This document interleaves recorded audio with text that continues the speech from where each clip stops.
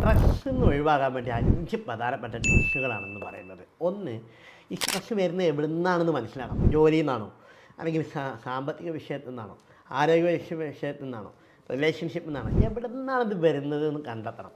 രണ്ടാമത്തേത്, ഒരു 30 മിനിറ്റ് എന്നും എക്സസൈസ് ചെയ്യുക.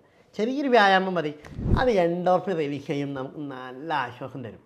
മൂന്നാമത്തേത്, നമുക്ക് ഇഷ്ടമുള്ള കാര്യങ്ങൾ നമ്മൾ ചെയ്യുക. നമ്മുടെ ഹോബി എന്താണോ അത് സ്ട്രെസ് വന്നാൽ നിർത്തരുത്. വായിക്കുകയാണോ വായിക്കണം, ബാസ്കറ്റ് ബോൾ കളിക്കാനാണോ ഇഷ്ടം അത് കളിക്കണം. അപ്പോൾ നമുക്ക് ഇഷ്ടമുള്ള കാര്യം ചെയ്യാനുള്ളതാണ്. വേറെ ഒന്ന്, നമുക്ക് എപ്പോഴും നല്ല ഫ്രണ്ട്സ് വേണം.